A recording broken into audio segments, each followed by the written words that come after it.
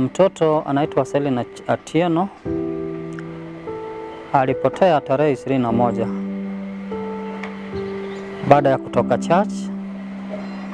Sasa aliweka kifunguo hapo na yenyewe hakurudi tena kwa nyumba siku hiyo. December 4th, 2016, and I'm very devastated in the evening of the news that my son is lost.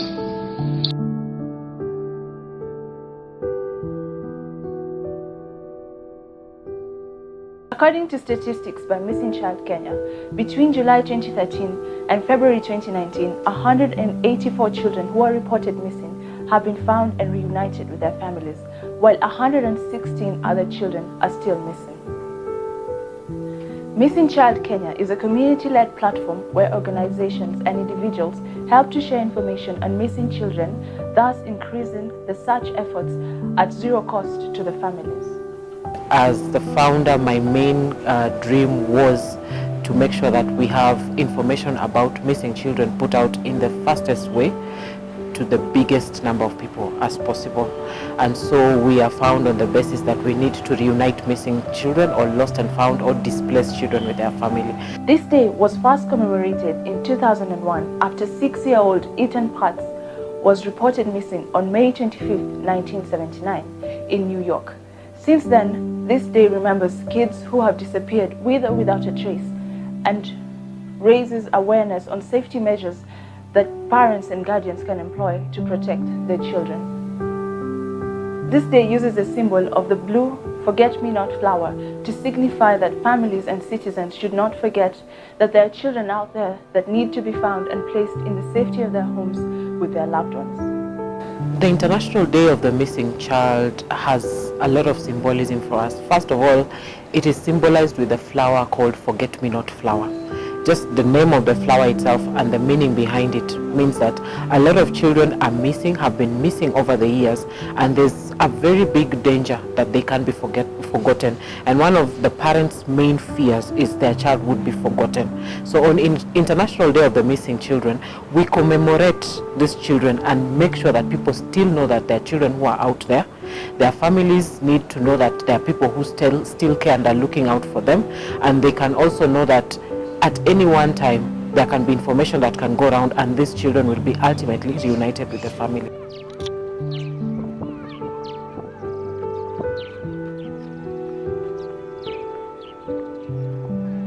As an organization, I could say on average in a day we receive about 4 or 5 cases in a day. So we would say about 1,500 cases in a year. But out of these 1,500 cases, not all the cases make it to be an actual case of a missing child, because a call might come through, and as we are processing the information for the alert, then we get the good news that the child has been found. So that means that the child will not really get down to the actual number that we have, but that is an initial case that we received. In the process of linking missing children to the CPMS, that is the Child Protection Information Management System, and that way a children's officer all over within the country, once she receives a case of a missing child, she will be able to enter that child within the database, and it will become easier to get the information, to get the information.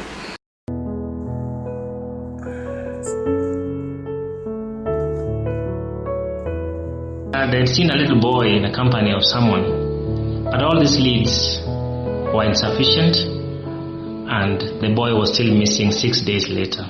Children get lost because they're children. They're young, they're still trying to find their way around. They're still looking out for things, and even as adults, we get lost every other day when we're going somewhere. So that's the number one reason. One of the reasons children might go missing is because they may have been stolen by someone who wants to get a male child to get an heir to their family, so that they retain the status of their marriage or their family place. The third issue is infertility is a big issue. Infertility is a big issue because we have limited access to medical facilities that can be able to check minor ailments or complications that will get a woman to have a baby. And because of that, a lot of women have been labeled as infertile. And so what are some of the desperate measures that they might take? Someone will resort to buying a child or stealing a child so that they can also retain their status as a woman who is fertile in a marriage and can give birth to kids. The other issue is increasingly we are starting to recognize the place of differently abled children and their vulnerabilities when it comes to how they operate on a day-to-day basis. So special needs children also are at a greater risk, because what happens is you would find if a child maybe is not able to express themselves well, when they get lost, the information they give might not be helpful in reuniting them with their family faster. The other thing is, I would say, child trafficking because of child labor. It is there, it is happening. A lot of people have girls who are 12, 13-year-olds working for them in their home as house helps, and they say, I brought her from the village because I want to help the family. So child trafficking is real and it is happening, and some of these children are missing because of that. The other thing again, the family structure also has its own challenges. We find when there's a broken home, when there's a divorce or a separation, the parents again sometimes come in and start fighting about these children. So you would find when a child goes missing, again that's one of the first things that we confirm is the child with the other parent, if at all there's a separation or a divorce. So custody issues for family also come up. So among many other reasons, those are some of the top reasons that we give credence to, because they represent a cross-section of the challenges that we face when it comes to reasons why children go missing.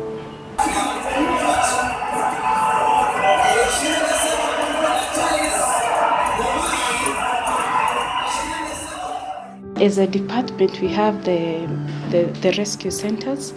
Like in Nairobi, we have Nairobi Children's Rescue Center, whereby all missing children or the ones that are recovered are taken there. So the center acts as a link between the parents who are looking for missing children as well as the children who are lost. And also, as a department also, we're in the process of linking the missing children to the Child Protection Information database, the press day that we do in conjunction with the judiciary for all lost children who are within the rescue center as well as Nairobi Children's Remand Home. And so through the press day, parents are able to get their children, or other people, the neighbors may recognize them through those press days. Safest place for a child is within the home environment, and sometimes when they're away from the home environment, they face risk for exploitation in different ways. They can be exploited sexually, because once a child goes missing and they fall in the hands of someone who has other intentions, maybe a sexual predator, they can be abused sexually. That's the number one risk that they face. The other risk that they face is also exploitation through labor, because someone can put this child to work somewhere because they feel when they are staying here they need to earn their keep. So there's that exploitation. The other thing that is a common issue that is a worrying trend is what we are calling orphanage trafficking. Some people have good homes that take care of these children, but some people again have bad children's homes. These homes, they keep these children there, so they do not attempt to reunite this child with their family. So there's the danger of total separation from family all through. It takes a village to raise a child, a famous quote commonly used to mean that a community has a role to play in a child's upbringing. Therefore, the society is also affected when a child goes missing and blossoms when a child is found. It's very difficult to be around our children 24 hours a day. But what we advise as Missing Child Kenya in all the programs that we run is education on child safety. A child who is empowered and knowledgeable about their own safety is able to maneuver some situations, not all situations. So if we keep talking to our children, it's important that we teach our children very minor details like their names, their full names, and not just the nicknames, because when a child is found and they say, "What is your name?" "I am Toto," then this child might not be able to be reunited with their family. It's important through safety education to teach our children skills that will empower them to be able to navigate some of these situations. Number two, I would say it's very important for partnership among the different bodies that hold children information. It's very important when you have any information about missing children to relegate it somewhere central, and you can bring it to Missing Child Kenya, and we can be able to consolidate it and share with the right authorities, especially the government, and they can be able to use that data as an informative path for what to do next. Its awareness worldwide, a social media campaign has been relaunched where participants whose kids are still missing and those whose children have been found can share their images.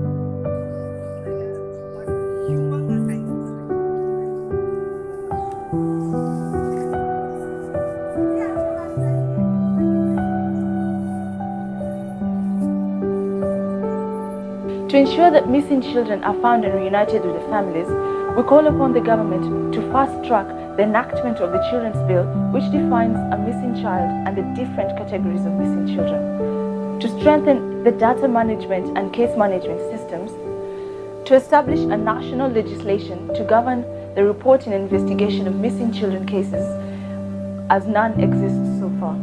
Lastly, to establish National Missing Child Alert System in Kenya, as the current initiatives are from non-governmental organizations.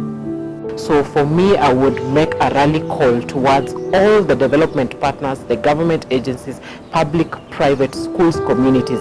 Let us work towards creating policy, framework, and legislature that will be able to protect our children. That way, even in 10 years to come, we will have a framework and we will know this is what we can be able to do to support the issues of missing children. Ultimately, I would say we also need to have a very key recognition of some of the important things when it comes to a missing child. Time is very, very important. Images of the children are very important, and also the right information about a child is very important when they go missing. So those three things, time, images, information, very important for anyone who's making a case record for a missing child, and ultimately, above all, making sure that the authorities are aware of a missing child. If you lose your child, you should go report to the police station. Give all the details that you have regarding your child, the name, what the child was wearing, which school he goes to, or any information that you have. After that, the police will record and give you an OB number. Keep that OB number and also link up with either the children's officer or the Missing Child Kenya. Ile kitu unasamwambia arudi nyumbani, anatafutwa na wazazi wake. Naweza kushukuru Missing Child kwa sababu through the ile picha walikuwa wamepost ndio tuliweza tukapata mtoto wetu naye. One evening I got a call from a university hostel that is located in Kiambu County. My son had been found badly hurt but alive.